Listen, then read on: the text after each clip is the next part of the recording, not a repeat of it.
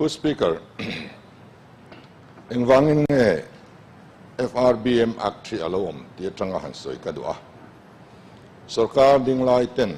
ขวาขีดน้ำบังละว่าซุ่มดิกเหล่าตะกาอันมันนัสัตชินอวังอินซุ่มยอมโตเหล่านั้นส่วนที่อินสังนี่เลยปฐุมาพาร์ลิเมนต์นั้นเหล่าปัสนี่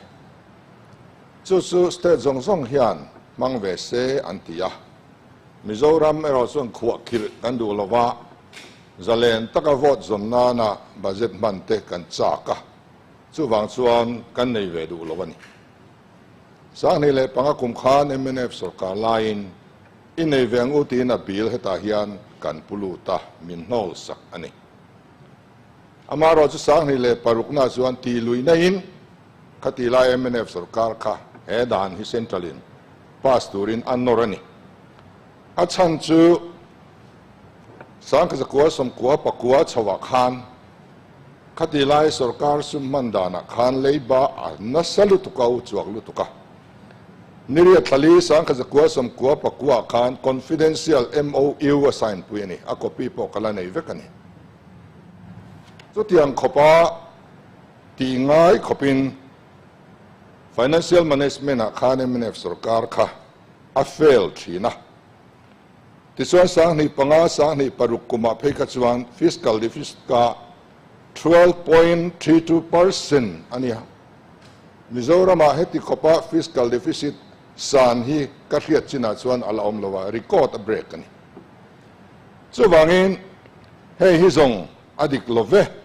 เฮ้ดานฮิโลมังเวโรตีนเฮ้ขวบขีดดานในมินบาร์ตานีอัลอมกติยาที่ชวนสูดานกันหันปัสเวชวนกัน fiscal deficit 12.32% อัตรังคานสังนี่เลยปริยสังนี่ปะกว่าชวน 3% อาเฮียนอินสุขลัตุรนิมินติยาจุมีตาจงกุมทุ่มหุ่นมินเป็นนี่สุดที่ไล่ชวนอันบิตุกอังฮีสุรการขานอติหลอดลิงไทยเมียลบ 3% อัตลิงไทยเราเร่งจุมีนัว MNF อันนนสุรการเวลีอ่ะโอเคอ่ะคอนเกรสอันเราสุรการเวลีอ่ะสังนี่ส่งปริยัติส่งปะกว่าอันตลักกุมาขาน fiscal deficit ฮีไวเบลเสจะทุ่มสมกาปันนี่ point ปะกว่าปัทุมกันเนี่ยจู่ 1.58% อันนี้ไว้ในยานคติลายะกัน finance minister จอมตักผู้สอดขานอธิษฐานีที่กระสวยดูอ่ะกัจจันนี่เราทุดิกกระสวยนี่ 3% จีนคำอินพัลสักนี่อ่ะ 1.58% fiscal ฮีอธินิยมเทียฟักอมันนี่ที่ชวนตัวน่ะ MNF อโลสุรการเวลีอ่ะกุมขัดอาหารสุรการะ 1.58% ตรังคานสังนิสอมปะกัวสมนิกุมขัดช่วงเล็กเขียนไวเบลสังนิจันนิสอมปังอา fiscal deficit ในมันนิน 8.34% อาชาวงาเลยนี่เอ็มวังเอที่ผู้สปีกเกอร์กระโจตนี่เฮติเอเมมาโควิดพอเราเห็นมาเสียกุมขัดอาหารสุรการช่วงเฮติเอเมมาเราอัปเลตาMNF สุรการยัน finance minister ทรายอันไหนชินเราเอ็มนี่ไว้นักการเมืองเฮียนให้ที่เฟลอัตุมันนี่ส่วนวันส่วนนี้ให้จู่อลุตุกกติยาตัวนักการพาสตัวเฮียน 8.34% ทางเฮียนกุมงันนูอ่ะสังนิสมนิปลีสมนิปังอ่ะ 3% ตันเดียมตุรินไว้นาเฮียนกันอินบัตเลโรนันนี่กันจอมเจ้าเลี้ยงเอ็มเปกันนะกัเทโลที่ส่วนให้สุรการตัวนั้นดิ่งไล่ทรัมป์ต่อไปเฮียน 4.1% อินอันเดียมต่อตัวนี้อ่ะกันเราเทียบโดนนี่มันไทยเล็บเปกันกันสมัยที่ตัวส่วนให้ด่านเฮียนกันอินพัวโดนนี่ไว้นาเฮียนดิกตักส่วนอินกุมินบัจเจตเซสชันกันหันในคานกุมมาซาอัตรา appropriation bill supplementary bill อันนั้นปุดลูกค้าไวเบลจะสั่งทุ่มจลีสมสริปลีลอยอันนี้อ่ะจู่กันกุมขัดช่วงบัจเจตกันพาสตัก 35% อันนี้กันบัจเจตเฮเฮาส์จอมตากันพาสอังนิโลคาน 35% ยันมังตีนานี่รับพลักนี่เฮติขบะ financial mismanagement ฮีเอาอมเทต่อช่วงเลย hei kan an thira kumin alo top lenga na kum budget session a supplementary demand vai bel seng zan nge anon put le don kan thir don ani hei hi chu om to lo seng niam to seng kan du a om lo top chu a thei lo ti kan hriam ten kumina kan opening balance a hian vai bel se zanga somli pani 76 crore in kan minus ngal top bok ani minus in bul kumina hian kan trana chuan ni china kan ngai thlak ta ang khan one time dispensation a kum tir lama tang khan an lo nor ngat ngata vai bel se da zani som sari pakhat lo puk le to boka hei hi kum som chunga ta na baturania 7.20% interest anaya sang le som thum kuma rule zo turania he sarkar hi sarkar local le zel tur leba tam tak anuchia mek ani ti hi ka soidu bokani tichuan kan budget enila tax le non tax atang khan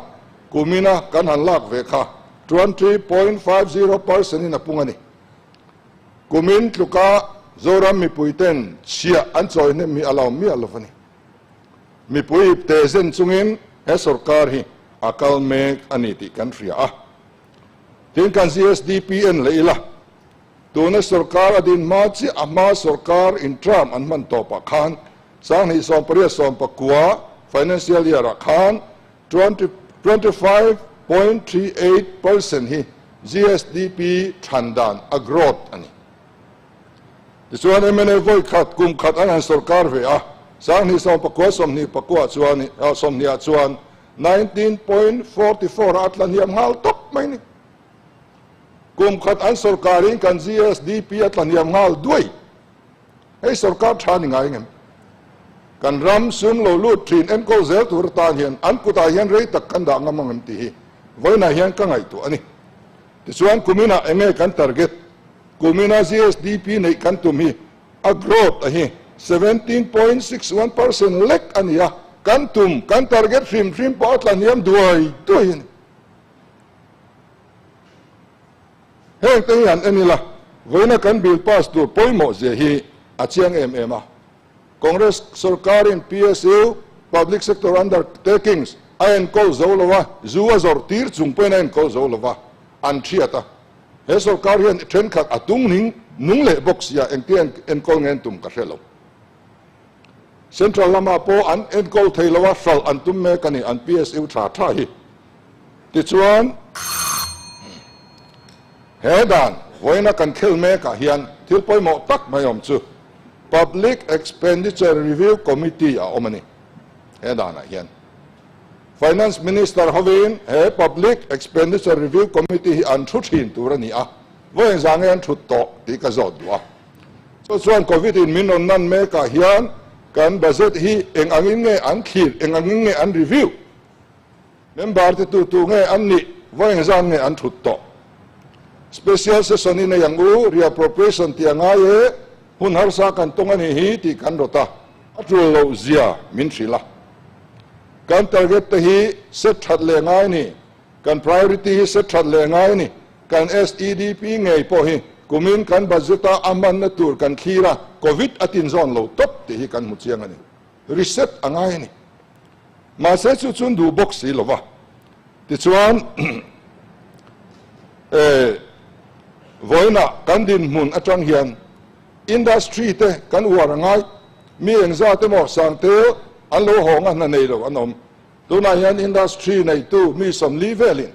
kan chief minister ne na hian SIS an deal mek ti po ka riani voi thum kan CM hian file a return a paulo ti te kan riani loan te an la lilam sakan tum mek to an mang angani he covid exit protocol ta na poi mo lu tu kan nia heng te hi kan ngai sak tur ani don lom ni agriculture te horti te fishery te less de kan ti te he kan priority ani angai to tu na hi chuani chumi tin zon chuan he kan amendment hi kalpui ilang atha ka ti a kam khat lek pu speaker central economy Indian economy hi somli na nung tole ni tu na hian so bang chuan azem pui liam zur kan ti kha akang mek ve ni chumi nuaya chuan kan kal do na an summan le tur zong zong hi voina kan dan pass turina a phuar na nuaya mang turin voina hian pass lo hlau takin kan pulut ani a kan pass ang a thak ti lutuk amaro chu kan zo mang hem tun mang mai khanin hemi ina a fix ang tlin lo hian kan bo chele duai ang ti hi kalau em a chumi a chuan kan sarkar thei to patron la turin ka phuta kan ti thei chin china thil tha an ti na konga chuan kan pui zelang ti po ka soi du ani ka lo me